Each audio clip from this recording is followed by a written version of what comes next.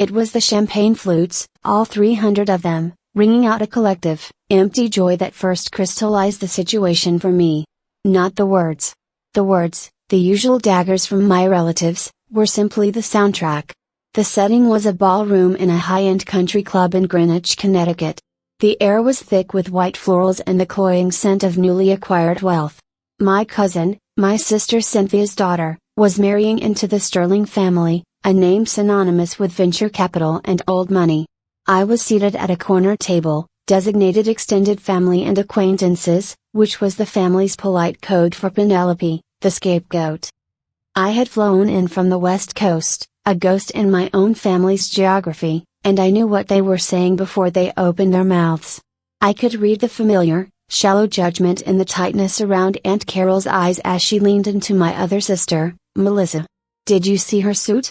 Carol whispered, loud enough that the ambient string quartet had to compete with her disdain. "Black. At a spring wedding. It's always been about attracting attention for Penny, hasn't it? Even after. Well, you know." I knew. The after referred to the carefully cultivated fiction that my remote, high-paying tech career was a cover for some financial disaster I'd barely survived, or worse, that I was perpetually on the verge of one. It was a narrative crafted by Cynthia and distributed by Carol. A story that made my $380,000 salary irrelevant and my independence suspicious. It was designed to keep me small and, more importantly, to keep me compliant regarding the trust my grandfather had set up. I took a slow, deliberate sip of my water. I was wearing an impeccably tailored Giorgio Armani suit, not for attention, but for armor. It was the uniform of my real life, a life none of them had bothered to track, or could afford to enter. Cynthia, draped in a lavender silk dress that cost more than my first car, drifted past my table. She didn't look at me directly. She spoke to her husband, Robert, but her voice was pitched just for me. "I just hope she doesn't try to talk business with the Sterlings. It's so crass when people try to leverage a wedding. Especially when they don't exactly have much to leverage." Robert chuckled, a dry, rehearsed sound of masculine dismissal. Crass. The word settled in my chest, cold and hard. It wasn't the lie that hurt anymore, but the effortless precision of the betrayal. Cynthia knew exactly how proud I was of the years of grueling, anonymous work that had built my career, and she used it as a weakness, a source of shame, to reinforce her own domestic pedestal. I didn't flinch. My eyes didn't register the sting. In my mind, I was already outside the room, observing the scene like a forensic analyst. The noise, the lights, the shallow faces, it was all merely data. My true revenge, I'd learned long ago, was to make my internal world inaccessible to them. My peace wasn't earned by confronting them, but by not needing their approval. A few minutes later, the groom's mother, Mrs. Sterling, a woman of severe elegance and diamond studs the size of breath mints, began her rounds. She moved with the quiet gravity of a monarch. She stopped at the adjacent table, exchanging pleasantries with a distant cousin. Then, her eyes swept across the room and, for the first time since I arrived, they met mine. There was no confusion in her gaze. No slow burn of recognition. Just an immediate, precise calculation. The soft smile she'd worn for the distant cousin vanished. It was replaced by the tight, respectful gravity she usually reserved for a major investor or a board member. The kind of look that immediately signaled, "I know exactly who you are, and your presence here matters." Aunt Carol, seeing the powerful Mrs. Sterling pause near our table, leaned into Melissa, her voice dropping to a theatrical hush. "Oh, dear. I hope Penny isn't going to make a scene. You know how she gets when she has too much attention. She tends to exaggerate her importance, poor thing." I felt the whispers hit me, wave after wave of petty malice, just as Mrs. Sterling straightened her shoulders and began walking toward my table. The betrayal had peaked. This was the moment I was supposed to crack, to look down, to hide. Instead, I met the gaze of Mrs. Sterling, held it, and waited. I didn't smile. I didn't offer a hand.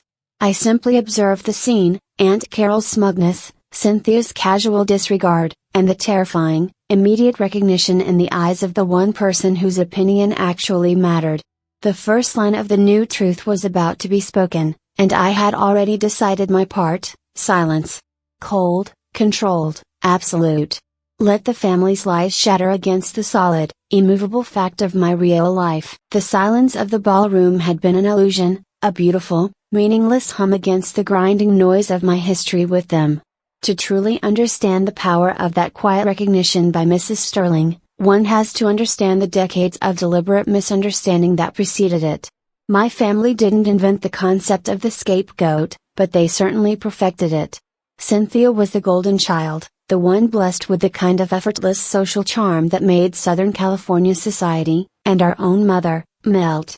She was a blonde, vibrant spectacle. Her achievements, however small, a successful book club, a well-attended school fundraiser, were elevated to legendary status. She was praised for her emotional connection and people skills. I was the opposite, Penelope, the scapegoat. The one who was too serious, too quiet, and later, too driven. I learned early that my academic achievements were met not with pride, but with a wary concern. When I graduated from MIT and took my first job in Palo Alto, my parents didn't celebrate, they worried I was becoming cold. "Why can't you be more like Cynthia?" My mother would sigh, a question that was less about comparison and more about command. "She's happy with what she has. She knows how to nurture relationships." The subtext was clear: my ambition was a flaw, and my professional success was a failure of the heart. The dynamic was simple: Cynthia used emotional currency, and I dealt in objective data. She married Robert, the lawyer, settling into a life of inherited comfort and country club memberships. I chose the brutal meritocracy of the tech world, trading proximity and connection for independence and control. I didn't just move 3,000 miles away, I moved worlds away.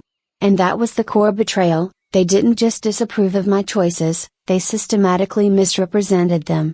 They took my independence and framed it as isolation, my financial discipline as desperation, and my professional intensity as proof of emotional imbalance. When I started rising rapidly in the tech sector, first as a director, then VP of strategy, I learned to keep it hidden. Not out of shame, but as a strategic defense. If I told them my salary, they'd ask for loans. If I mentioned my clients, they'd try to network through me. If I showed them my life, they'd try to control it. The lie grew exponentially after my grandfather passed away 3 years ago and left a complex trust fund, the income of which was distributed annually to his direct descendants. The corpus of the trust was substantial, and the final disbursement was tied to a bizarre clause concerning financial and emotional stability. Cynthia, whose husband's income was solid but whose social spending was ruinous, decided the best way to ensure a larger share for herself was to disqualify me. The family narrative became my own personal campaign of defamation. The current version, the one Aunt Carol was so zealously deploying at the wedding, went like this: Penelope's tech job was unstable, a startup that IPO'd 3 years ago was still somehow a fly-by-night operation. She'd lost most of her money in a dubious investment, probably crypto. She was back on the East Coast because she was between jobs and secretly hoping for a family bailout. This toxic logic was built on their willful ignorance. They didn't understand the difference between venture capital and a lottery ticket. They didn't grasp the scale of the company I ran strategy for. They chose not to know because the truth, that I had eclipsed them all, financially and professionally, would shatter Cynthia's narrative and challenge their own comfortable mediocrity. My sister, Melissa, who sat opposite me and avoided my eyes, was the perfect example of this enabling. She wasn't actively malicious like Cynthia or Carol, but she was a coward. She benefited from the peace that came from not challenging the consensus. When I had once sent her a link to a Forbes article naming my company as a unicorn, she responded simply, "That's nice, Penny, but are you eating enough?" Their concern was never real, it was a mechanism of control, a way to keep me in the role they had assigned me, the problem child. So, for years, I played the part of the detached, slightly unstable relative. It was easier than fighting the tide. I flew in for obligatory events, kept my answers vague, and let them talk. I let them think they had power over me. I believed, foolishly, that my silence was self-respect. In truth, it was merely suppressed rage and a strategic retreat. But the wedding was different. This wasn't just low-grade gossip, this was high-stakes sabotage. By spreading this specific, damaging narrative on the cusp of the Sterling merger. Cynthia wasn't just wounding me, she was attempting to compromise my standing, betting that the Sterlings, upon hearing that Penelope was some kind of financially distressed black sheep, would keep their distance, thus solidifying the family's manufactured reality. She was using their wedding, an event of supposed unity, as the ultimate platform for sibling betrayal. As Mrs. Sterling, the matriarch of an actual dynasty, crossed the polished floor toward my table, I finally understood the profound error in my long game of silent defense. My silence hadn't protected me, it had allowed the poison to spread. And that's the final, foundational piece of data. I didn't return to the East Coast seeking validation or forgiveness. I came because I had an agreement with the Sterling Foundation's charitable arm, a potential partnership worth millions of dollars in future investment, an agreement I had planned to keep quiet until after the wedding. I didn't need the Sterlings to recognize me for validation. I needed them to recognize me because their recognition was the irrefutable data point that would expose my family's entire lie.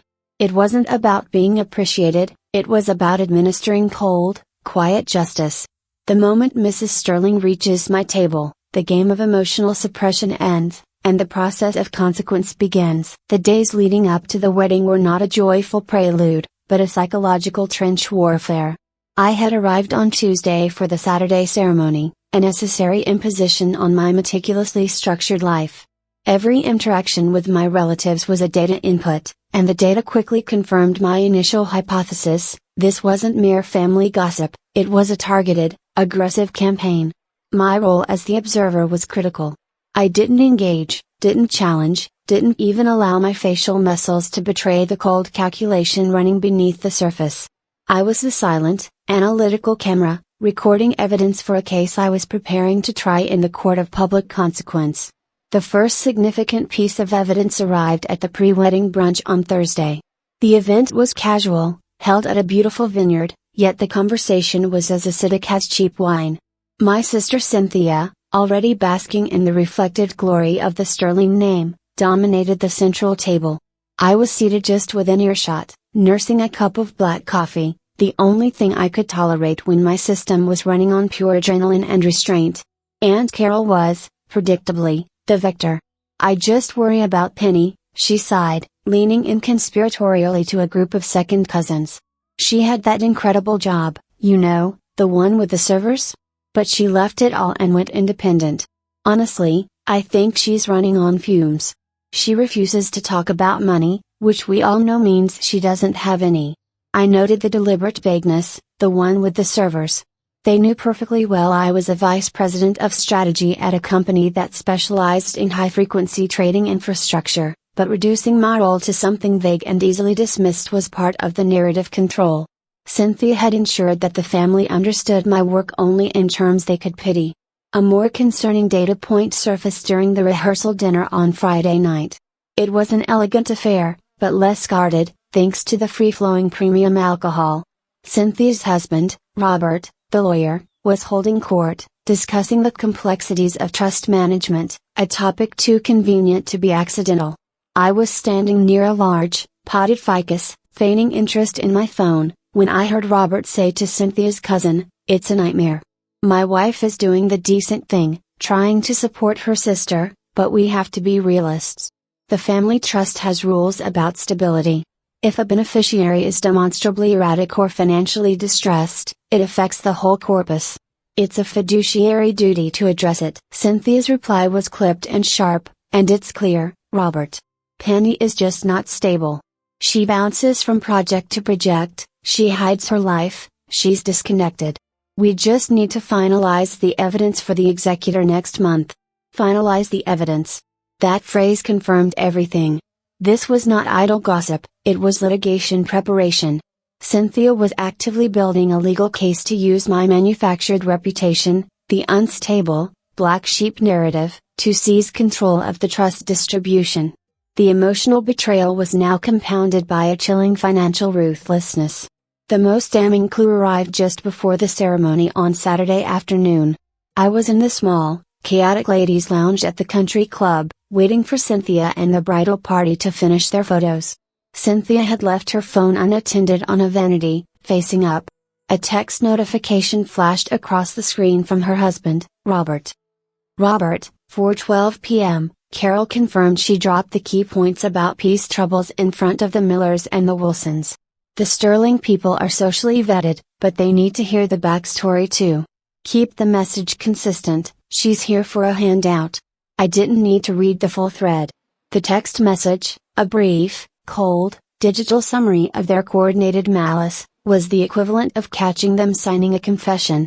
They were actively seeding the ground with lies about me to ensure that when I interacted with the powerful Sterling family, the very people I was due to meet for legitimate business purposes, I would be instantly dismissed as a desperate supplicant.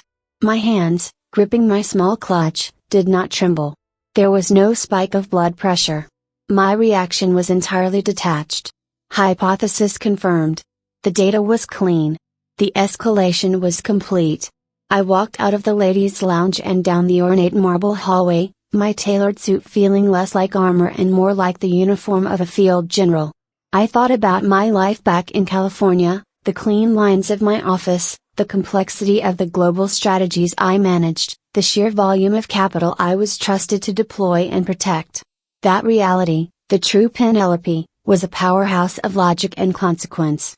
And here, in this suffocating ecosystem of inherited money and invented drama, I was reduced to peace troubles. The immense gap between the truth, my life, and their lie, their narrative, was the source of my cold power. They had spent years building a flimsy house of cards out of falsehoods. I, meanwhile, had been quietly building a skyscraper of irrefutable fact. As I took my seat at the extended family table, the one positioned deliberately far from the head table, I knew what was coming.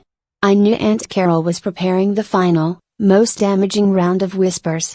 And I knew that my impending, legitimate business meeting with the Sterling family was the precise, immovable object designed to collide with the family's soft, self-serving lies. My quiet anticipation wasn't vengeance, it was the calm before a fundamental, karmic shift. I had all the evidence. I just needed the right stage for the exposure. I looked toward the head table, where Mrs. Sterling was making her regal progress. I knew, with absolute certainty, that she was about to be the gavel. I was merely the executioner of truth, silent and waiting. The whispers began, Carol's voice dry as parchment, the moment before Mrs. Sterling looked my way.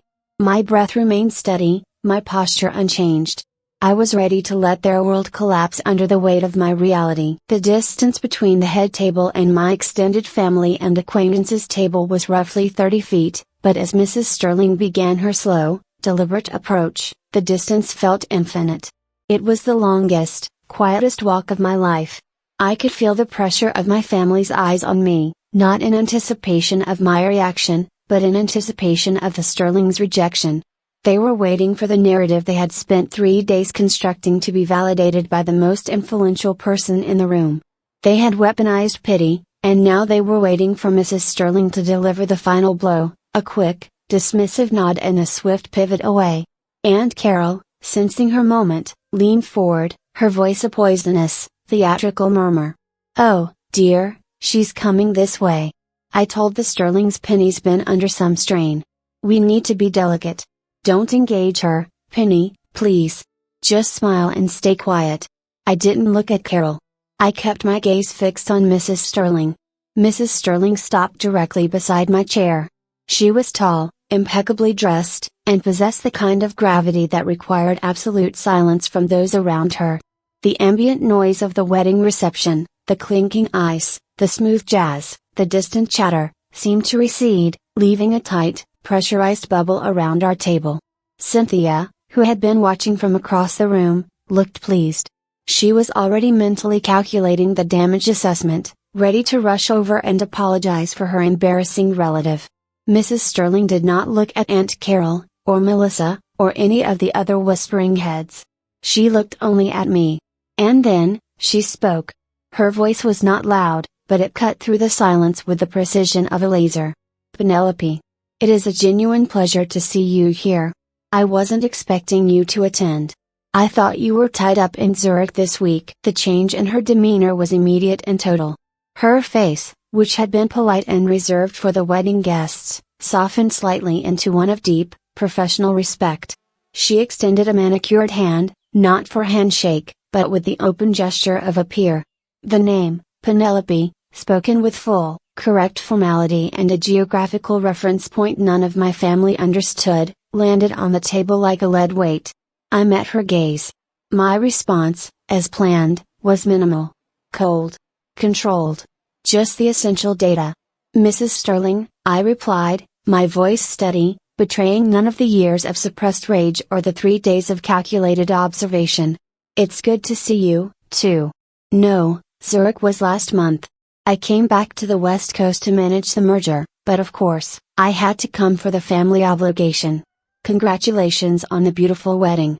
"The merger." Another data point they couldn't possibly process. My family only knew Penny's troubles. They didn't know I was overseeing a 9-figure acquisition, which was why my vacation time was so precisely rationed. Mrs. Sterling's smile grew warmer, acknowledging my use of the formal Mrs. Sterling over the informal Lydia she offered to close associates. She clearly understood the difference between a professional setting and a family event. "I'm delighted you could make time," she said, her eyes twinkling slightly, recognizing the subtle nod to our professional roles. She then lowered her voice slightly, an intimate, powerful gesture. "I received your last email on the Foundation's outreach strategy. I agree entirely with your analysis on the digital transformation pillar. It was exceptionally clear, as always. And that was the climax. The precise, wordless exposure." In the span of 30 seconds, Mrs. Sterling had accomplished 4 things that obliterated my family's entire house of lies.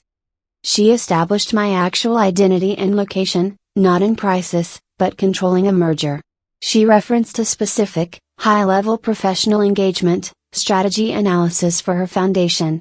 She praised my intellect and capabilities, exceptionally clear analysis. She positioned me as an advisor and peer, not as a supplicant or distressed relative. The silence at my table was deafening. It was the sound of a carefully constructed reality imploding. I finally glanced at my relatives. Aunt Carol's face was a study in physiological shock. Her jaw was slack, her eyes wide, scrambling to process the dissonance between the narrative she had just peddled, "Penny needs money, she's unstable," and the reality, Penelope, the genius strategist for the Sterling Foundation, who just got back from Zurich. Cynthia, seeing the exchange from across the room, started walking toward us, her pleasant smile already curdling into something confused and desperate. Mrs. Sterling then turned her attention to Aunt Carol, her tone shifting from warm respect back to formal detachment. "You must be a family friend?" she inquired coolly, deliberately bypassing the aunt title. Aunt Carol stammered, unable to form a coherent response. I'm Carol, Penny's aunt. We were just saying how lovely it is she was able to take a break from her little projects." Mrs. Sterling offered a polite, chilly nod that dismissed the entire sentiment. She then turned back to me, ignoring Carol entirely. "Penelope, the chairman needs to meet with you next week, as we discussed. He's finalizing the Q3 allocation. If you're available Monday at 9 a.m., my office will coordinate the secured video link." She paused, placing a hand lightly, proprietarily, on my shoulder. This was not a friendly gesture, it was a territorial claim. "It's crucial we have your input. I'm relying on your recommendation." "Of course," I confirmed, coolly. "My schedule is cleared for the allocation discussion. I'll see the secured invite." With a final nod that was meant only for me, a look that said, "I understand the politics, and I respect your silence," Mrs. Sterling moved on, leaving my table in the radioactive fallout of truth. I watched her go, then slowly lifted my flute.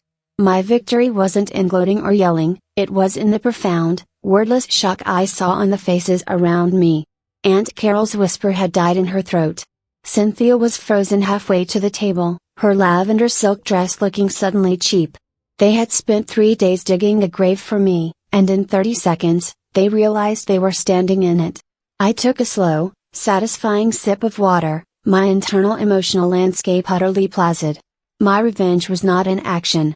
My revenge was simply being the truth. The world didn't stop turning after Mrs. Sterling walked away, but the atmosphere at the extended family and acquaintances table certainly did. It became heavy, thick with unsaid accusations and the cold, rapid calculus of self-preservation. This was the drop, the consequence landing silently but definitively. I remained still, outwardly calm, savoring the cool water and the bitter taste of truth on their tongues. I didn't need to speak. Their desperate faces, the contorted disbelief of Aunt Carol, the sudden, sickly pallor of Melissa, were all the confirmation I required. The first to move was Cynthia. She finally reached the table, her lavender silk dress swishing with a frantic energy. The pleasant, self-satisfied mask she had worn all week was cracking, revealing the raw, insecure envy beneath. "Penny," she started, her voice a forced, high-pitched coo that failed to mask her panic. "That was so surprising. I had no idea you were that involved with the Sterling Family Foundation. You never mentioned it." I looked up at her, my expression utterly neutral. I allowed the silence to stretch, forcing her to inhabit the void created by her own lies. The silence, in that moment, was the most powerful weapon in the room. "You never asked," I finally replied, my voice low and flat. It wasn't an accusation, it was a factual correction. A statement of evidence. "You chose not to know," Cynthia stammered, scrambling for purchase. "But Carol was just saying about your consulting work, and how you were struggling. You didn't correct her. Why didn't you just tell us you were working with the Sterlings?" This was the critical juncture, the transfer of blame. She wasn't asking for clarity, she was seeking an escape hatch, trying to imply that my silence had somehow tricked them into defamation. I held her gaze. "Cynthia," I said, leaning back slightly, my tone conversational, as though discussing the hors d'oeuvres. "I am a vice president of strategy. I manage global accounts. I have never been struggling. I was observing. And I am only here today because I wanted to attend my cousin's wedding, not to discuss my financial viability with my extended family. The details of my professional life, like the details of the trust, are not subject to public debate or your personal interpretation." The word trust, the financial motive behind her entire campaign, hung between us. Her eyes flashed with naked fear. She realized I knew everything, from Robert's texts to the legal maneuvering. Aunt Carol, meanwhile, tried a different tactic, immediate, pathetic repentance. "Penelope, darling," Carol squeaked, attempting to grab my hand. I retracted it instantly, a slight, almost imperceptible movement that communicated a vast gulf of distance. "You know how families are. We worry. We just heard rumors, and we were only trying to protect you from embarrassment here. I feel awful. Please forgive your silly old aunt." The request for forgiveness was met with the same cold detachment. "You weren't protecting me, Carol," I corrected, still without raising my voice. "You were coordinating a deliberate misrepresentation of my character and professional stability to justify an intervention in the trust fund distribution. That's not worrying. That's malicious intent." I stood up slowly, ensuring I was taller than all of them. My black Armani suit suddenly felt less like armor and more like a judge's robes. The quiet power of my financial reality had entered the room, and it was suffocating their comfortable eyes. Cynthia's face was now pale white. She was calculating the future, the embarrassment, the loss of social standing if this got out, and the inevitable failure of her attempt to disqualify me from the trust. Her high society wedding, her biggest moment of social validation, had become the venue for her quiet, devastating exposure. Instant karma, delivered not by fate, but by my measured presence. "I need to go speak to the bride," I stated, pulling my gaze away from their panicked faces. As I walked away, I didn't look back. But I heard the scramble. I heard Cynthia hiss at Carol, "What did you tell them? What did Robert say to the executor?" The falling action wasn't about what I did next, it was about the psychological fallout I left behind. I had spoken less than 50 words in the entire exchange, yet I had accomplished my objective, I had shattered their manufactured reality. They were no longer whispering about me, they were whispering because of me, trapped in the inescapable consequences of their own malicious truth. I walked toward the bar, ordered a glass of expensive Sauvignon Blanc, and leaned against the velvet rope, watching the proceedings. The wedding guests looked like happy, colorful marionettes. My family, clumped together at the corner table, looked small, anxious, and morally bankrupt. Their humiliation was complete, executed through their own words and the silent, objective testimony of a high-powered stranger. The lesson was learned: never let your opponents define the terms of your existence. My silence was not weakness, it was the mechanism of a cold, precise victory. I was simply letting their own narrative collapse under the weight of the facts I had refused to disclose. The Sauvignon Blanc tasted clean, a sharp, cold counterpoint to the synthetic sweetness of the ballroom. I stood by the edge of the dance floor, watching the small, suffocating knot of my family. They were whispering again, but the tune had changed from arrogant judgment to panicked, desperate triage. They had lost. Not because I had fought, but because the truth of my life, manifested by the accidental intervention of Mrs. Sterling, had simply made their lies irrelevant. The revenge was already executed, what remained was the resolution. My presence was no longer required to inflict the consequences were now self-administering. My final act, however, needed to be as precise and surgical as the rest of the operation.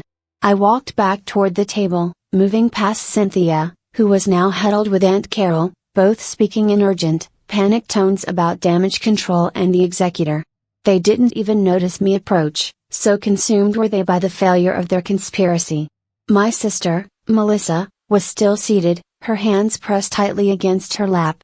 She looked up as I approached, her face etched with guilt and a sudden, profound understanding of her own cowardice. "Penny, I raised a hand, stopping her. I wasn't interested in her rehearsed remorse. My words to her needed to be final, a closing statement on a failed relationship. "You knew the narrative was false, Melissa. You had the data," I stated, keeping my voice almost meditative. "You chose the peace of consensus over the difficulty of truth. That wasn't loyalty to them, it was betrayal of yourself. And me." I reached into the inner pocket of my tailored suit jacket, the one that held my business cards and my passport. I retrieved a small, crisp piece of paper. It was a formal notification from the trust executor's office, confirming my financial stability and adherence to all trust requirements, signed and dated 2 weeks prior. A contingency, prepared long ago. I placed it quietly, deliberately, on the table next to her untouched water glass. "Tell Cynthia that the final distribution will proceed as structured, precisely on time. Any attempt to introduce character assassination evidence will be met with the immediate notification of my legal team and the disclosure of the coordinated correspondence." My message was clear: the game is over, and your bluff has been called. I didn't wait for her to read the paper, or for Cynthia and Carol to turn and react to my new, chilling pronouncement. I simply pivoted and walked toward the coat check. As the attendant handed me my black wool trench coat, I felt the lightness I hadn't realized I was missing. It wasn't the lightness of happiness, but the clean, sharp emptiness of having resolved a long-standing, toxic equation. Standing at the entrance, I glanced back at the wedding reception, now just a blur of color and noise. I saw Cynthia, having finally noticed my departure, rushing toward the exit. She was too late. I opened my phone and, without hesitation, navigated to my contacts list. I selected Cynthia, Robert, Aunt Carol, and Melissa. I pressed the delete contact function on each one. The action was purely symbolic, yet profoundly final. I wasn't just blocking them, I was removing their capacity to take up space in my digital, and therefore, emotional, landscape. Stepping out onto the drive, the cool New England air hit me, a welcome, sterile shock. I pulled the collar of my coat high around my neck. This was the end of the story, and there would be no sequel. There was no sudden rush of forgiveness, no desire for reconciliation, and certainly no melodramatic healing. That type of closure is a comfort for those who prefer sentimentality over consequence. My victory was intellectual, a cold, hard fact: they had invested heavily in a lie, and the market of reality had just crashed their portfolio. I had arrived seeking to fulfill an obligation, I was leaving having reclaimed my narrative. My life, my success, and my character were not up for debate by a jury of their own making. My driver pulled up to the curb. As I slid into the back of the car, I closed my eyes and allowed myself a single, internal reflection. Revenge is not an action, it is a consequence. I had spent years quietly building a fortress of professional achievement and financial stability, And they had spent the same years eroding my reputation. The moment the two realities collided, their world splintered. I didn't need to lift a finger or utter a word of fury. My continued silence throughout the entire exposure was the most devastating indictment. The most powerful form of justice isn't spoken, it's simply lived. My moral victory was absolute because I left them drowning in the mess they created, while I returned to the clean, high-altitude air of my own truth. I was resolved. The past, and the people who tried to use it to define me, were now an archived data file, sealed shut, with no capacity for retrieval. The car pulled onto the highway, and I did not look back.